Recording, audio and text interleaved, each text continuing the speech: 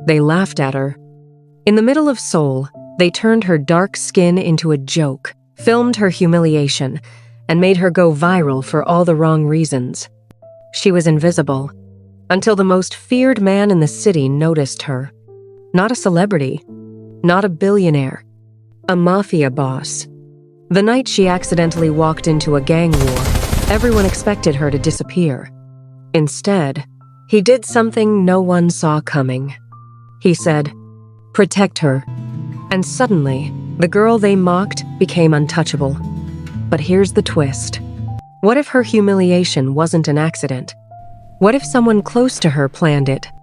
And what if the ruthless protector of the underworld was slowly falling for the one girl everyone else rejected? Get down! This isn't just a love story. This way! It's betrayal, jealousy, power, and a dangerous romance that could burn down the city. Would you trust a mafia boss to save your life? The bright neon lights of Seoul blurred against the cold evening rain as Nanena Okafor hurried down the street, clutching her jacket to her chest. At 23, she had imagined her life in Korea would shine like the glowing billboards overhead, full of opportunity, discovery, and dreams. Instead, it often felt like a battlefield she had to cross every day. Her dark skin, the very thing she had grown up loving, had turned into ammunition for mockery in a city that idolized paleness. As she stepped into the convenience store where she worked part-time, the whispering began again. 3 university students stood near the drinks section, giggling not so quietly. "Look at her," one muttered in Korean, thinking she wouldn't understand. "So dark. Why does she look burnt?" Another laughed. "Maybe she came straight out of the oven," they chuckled, proud of themselves. Nena didn't respond. She'd heard worse. The silence served as her shield, though thin and cracking. But that evening, the routine cruelty escalated. A manager who disliked her, young, insecure, and desperate to impress customers, ordered her to clean up a spill. As she bent down, one of the boys, accidentally, knocked over a drink, splashing sticky liquid across her back. The laughter that erupted was so loud it echoed through the store. Phones came out. Cameras flashed. Someone recorded her standing there, drenched, humiliated, angry but powerless. Within hours, the video was on social media. Within a day, it was viral. "Dark-skinned girl becomes human mop," Noth captions mocked. People commented harsh words she didn't dare read twice. Even her university classmates recognized her and sent it around group chats, laughing behind closed doors. Nanena felt the world closing in. The shame grew heavier each time she stepped outside. Her professors avoided her eyes. People stared a little longer. Some laughed when they recognized her from the video. Others whispered as she walked by. Slowly, the joy she once carried dimmed. By the end of the week, she was ready to give up. She drafted an email to her mother about returning home and stood by her window staring at the city that had promised her opportunity but delivered pain. Yet destiny had other plans. One rainy night, after finishing a late delivery shift, she found herself in a district she didn't know well. The narrow alley was poorly lit, its shadows stretching unpredictably. She sensed movement before she heard voices, deep, sharp, threatening. She ducked behind a dumpster, but it was too late. Her presence had already been noticed. 3 men stood in the alley, tattoos climbing their necks like vines, their faces hard with intent. What caught Nanena's eyes wasn't the men, but the silent figure standing between them, clad in a dark coat. Tall, calm, expression unreadable. There was something chillingly still about him, like a storm waiting to erupt. The men didn't approach her. Instead, they froze. The calm man's voice sliced through the silence. "Who allowed her to walk into our territory?" His tone wasn't angry, it was cold. Too cold. One of the tattooed men bowed immediately, stuttering. "Boss, she just wandered in. We didn't touch her. The boss raised a single finger, and the man went silent, as if his words had been stolen from his throat. Nenena's heart hammered. She realized who he was only when she noticed the dragon tattoo peeking from beneath his sleeve. Kang Min-jae, the Baekdu dragon. Seoul's most feared mafia boss. Her breath caught. She'd heard stories about him, how he ran the Baekdu syndicate with an iron fist, how rivals vanished without explanation, how he could level an entire street with a decision. People said he was ruthless, merciless, deadly. Yet instead of hurting her, he stepped forward. His eyes locked on hers. Dark, intense, quietly dangerous. Something flickered there. Something she couldn't read. Recognition? Pity? Intrigue? She didn't know. Then he said the words that would alter the course of her life forever. Protect her. From now on, no one touches this girl. The gang stiffened. One of them dared to protest weakly. Boss, she's just... Did I stutter? Silence swallowed the alley. Nenena stood frozen, confused, terrified, and strangely safe. Why was he protecting her? They had never met. She had no connection to the underworld. She was just a struggling student, trying to survive a city that wasn't always kind. Min-jae stepped closer, stopping only a foot away. Rain dripped from his hair. His presence felt overwhelming, like the pressure of a storm cloud overhead. Nena tried to speak, but her voice failed her. He studied her face with unsettling calmness. "They've been laughing at you," he said quietly, as if reading her thoughts. "Mocking you, breaking you." Her eyes widened. How did he? "And someone," he continued, "wanted that video to spread." Nenena swallowed hard. "What do you mean?" Min-jae's lips curled slightly, not a smile, but something darker. "That humiliation wasn't random. You were targeted." Nenena's chest tightened. Targeted? By who? Before she could ask, Min-jae turned his back to her. "Go home. For now, you're safe." He walked away, his men following like shadows. But just as he reached the end of the alley, he paused and spoke again without turning around. "I already know who set you up. When you're ready to know, find me." Nenena's breath caught. "Who?" she asked desperately. He didn't answer. Only the fading echo of his footsteps remained. But as they disappeared, another sound replaced them. The slow, deliberate beeping of her phone. A message. She picked it up, hands trembling. One new video. One new threat. And one familiar face in the thumbnail. Her stomach twisted. Someone close to her had started this. Someone she trusted. The night after the alley incident felt different, heavy, watchful, humming with a danger Nena couldn't name. She walked home quickly, her pulse thundering in her ears, every shadow seeming deeper than usual. Yet even as fear crawled up her spine, something else lingered in her chest. The memory of Kang Min-jae's voice. Cold, firm, unquestionable. Protect her. From now on, no one touches this girl. She replayed those words again and again, unable to shake them off. The Mafia boss, the ruthless Baekdu dragon, had shielded her a girl he knew nothing about. Why? Her phone buzzed again. The unfamiliar notification from earlier still sat on her screen, unread. With trembling fingers, she tapped the video. The clip was short, only 10 seconds. The first half showed grainy footage of her walking alone at night taken from across the street, as though she'd been followed. The second half showed a blurred figure leaning close to the camera and whispering, "Stay in your place, Nenena." The voice was altered, but the familiarity in the tone made her stomach twist. She couldn't identify it, but she knew she had heard this voice before. She sank onto her bed, clutching her phone. Someone was watching her movements closely. Someone who knew her name. Someone who didn't want her here. That night, Nenena barely slept. The next morning, she stepped out of her apartment only to freeze mid-walk. A black sedan sat across the street. Tinted windows, engine running. She ignored it and kept walking.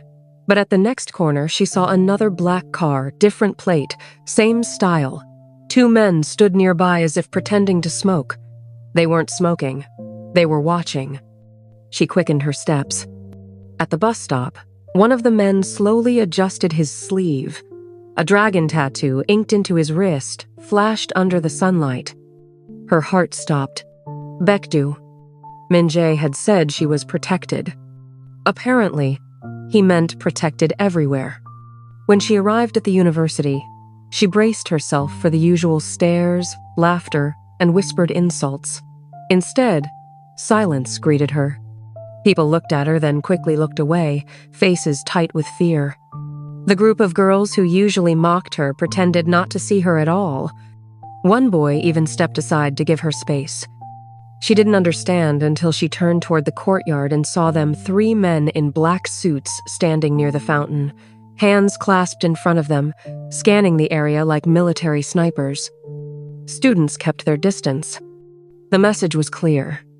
Nena Okafor was now under the Baekdu dragon's watch, but instead of feeling powerful, she felt small, confused, exposed. By midday, the pressure became overwhelming. She locked herself in the bathroom and leaned against the cold tiles, trying not to cry. Everything in her life was spinning out of control. She had come to Korea on a scholarship, driven by a dream of becoming a global fashion designer.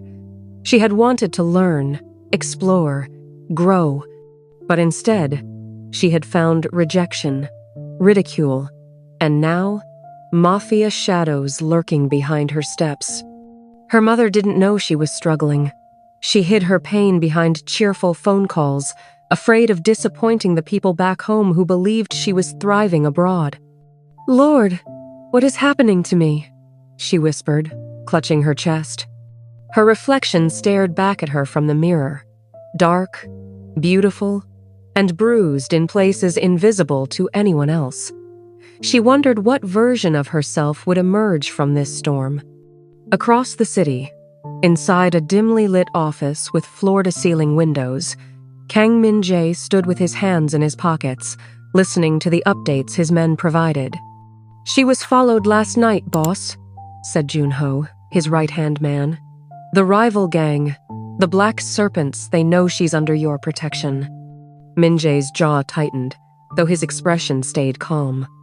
"Let them watch," he said coolly, "but ensure they don't touch her." "Yes, boss." Junho hesitated. "Forgive me if I'm crossing a line, but why her?" Min-jae didn't answer immediately. His eyes drifted to the rain-dotted window, as if searching for something buried deep in his memory. "She reminds me of someone," he finally said. "Someone from your past?" Min-jae's eyes hardened. "Someone I failed to protect." Junho swallowed and nodded. He knew better than to ask further questions.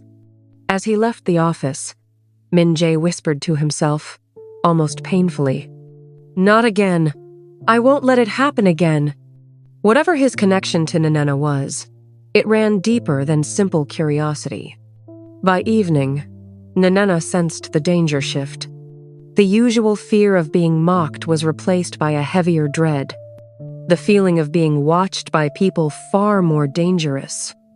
Every corner she turned, she caught glimpses of unfamiliar faces, rival gang scouts, curious eyes, whispers about the dark girl the dragon took interest in. Her classmates started avoiding her entirely. No one wanted to be caught near her. Friendship, sympathy, and cruelty all evaporated. Only distance remained. The worst part? She didn't know which group she feared more. The people who hated her because of her skin, or the criminals who now guarded her like a fragile secret. At 8 p.m., she finished her shift at the convenience store and headed toward the bus stop. Rain clouds gathered above, swallowing the moon. The streetlights flickered weakly.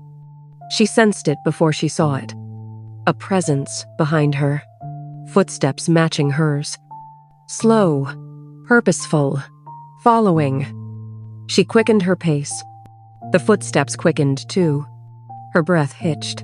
She turned sharply into a narrow street, hoping to lose whoever it was. Instead, she found herself face to face with a black van parked across the road. The sliding door opened. Nenena froze. A man stepped out, but not one of Min-jae's men. No dragon tattoo, no sleek suit. His smile was wrung too wide, too knowing. "Come with us, Nena," he said softly. Her knees weakened. Why? Who are you?" Another figure leaned from inside the van. A silhouette. Unmistakable. Familiar. When the person spoke, her blood turned to ice. "Nena, get in. We need to talk." Her world tilted. She knew that voice. Someone she trusted. Someone she never imagined would stand on the other side of darkness. Before she could run, the man grabbed her arm. The van door slammed, and everything went black. The pounding in her head was the first thing she felt. A deep, throbbing ache that pulsed behind her eyes like a heavy drumbeat. Nenena groaned softly, instinctively raising a hand to her temple, but her wrist wouldn't move. Her eyes snapped open. Her hands were tied. Cold fear shot through her veins. She lay on a dusty floor, her back pressed against a wooden pillar inside an old warehouse. Dim yellow bulbs flickered overhead, casting shadows that danced across the cracked walls. The air smelled of damp concrete and stale cigarette smoke. Somewhere nearby, water dripped rhythmically, echoing through the silent space like a ticking clock. "Good, you're awake." Her heart froze. The familiar voice. The same voice from the van. Her eyes darted to the corner of the room. A figure sat in a chair, partly hidden by shadows. The overhead bulb barely reached them, revealing only a silhouette, shoulders hunched, tone disturbingly calm. "You gave us trouble," the person continued. "You screamed, you kicked, but it was necessary. You weren't safe out there." Nenena's voice cracked. "Why? Why are you doing this? Who are you? Show yourself!" A soft laugh filled the room. Not loud, not mocking, worse, gentle. "You'll see me soon. For now, just listen." Nenena's breath trembled. This was someone she knew, someone she'd spoken to, someone she never imagined would be tied to something so dark. "Min-jae is dangerous," the voice said quietly. "He's not your savior. He's using you. That night in the alley, he didn't protect you because he cares. He protected you because you're useful." "Useful?" Nenena choked. "I don't even know him." "That's exactly why you're useful." The figure shifted slightly, but their face stayed hidden. Her pulse raced. Nothing made sense. "Min-jae is playing a bigger game than you can understand," the voice went on. "And you walked right into the middle of it. But I can save you, Nena. I'm the only one who can." Nenena shook her head violently, her hair whipping her face. "No! This is wrong! This is kidnapping!" A sigh echoed through the warehouse. "You still don't get it. You needed to be removed from the board, at least for a while. You were becoming a threat to all of us." Nena's eyes widened. "A threat? To who? I'm just a girl trying to survive." The figure leaned forward, elbows on knees. "And survival," they whispered, "is exactly why I brought you here." Minutes later, after the silhouette stepped out to give orders, Nenena tested the ropes tying her hands. They were tight, but not impossibly so. She twisted her wrist, gritting her teeth through the friction burn, and managed to loosen one knot just slightly. Her heart hammered with hope. She looked around. Only one guard stood at the warehouse entrance, scrolling on his phone, his gun sitting carelessly at his hip. A rusty window rested a few feet above her head, cracked, not barred. If she could just... Nena tugged harder at the rope. It slipped. Her wrist came free. She froze, breath shaking. Slowly, quietly, she worked on the second rope. It took longer, her hands shook, her fingers slipped, but eventually it loosened enough for her to pull free. She stood, lightheaded, but determined. She tiptoed toward the wall beneath the window. If she could climb the boxes stacked there, she could break the glass and run into the night. But as she reached for the first box, a voice cut through the air like a knife. "I wouldn't do that if I were you." She spun around, heart plummeting. 2 guards stood behind her now. "Sit down," one of them snapped. Her knees buckled. She sank to the floor. Her captor, the silhouette, returned moments later, disappointment oozing from their voice. "You really tried to run? After everything I'm doing to save you?" "Save me?" Nanana spat, her voice cracking with fear and anger. "You tied me up. You chased me. You hid your face." Silence. Then the familiar voice softened. "And you'll thank me later." Across the city, inside the Baekdu Syndicate headquarters, the temperature of the room dropped to freezing. Min-jae stood before a table, hands flat against the cold metal, his expression unreadable as Junho delivered the worst news of the night. "They took her." Junho swallowed hard, continuing, "The Black Serpents. They intercepted her on her way home. We don't know how they moved faster than our men." Min-jae's gaze sharpened, eyes darkening with slow, simmering rage. "How long ago?" he asked. 2 hours. 2 hours. 2 hours she had been held. 2 hours she had been terrified. 2 hours someone dared touch what he had claimed. The metal table beneath Min-jae's palms, dented with the pressure of his grip. "Find them," he said quietly, too quietly. "Boss, find them."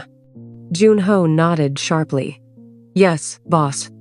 As he left, Min-jae looked out the window, his voice low and dangerous. "I warned them." His phone buzzed. A message. A video. He tapped it. Nanana, tied to a pillar, crying. A warning from the rival gang. Min-jae's eyes sharpened to steel. "You want a war?" he whispered. "Then I'll give you one."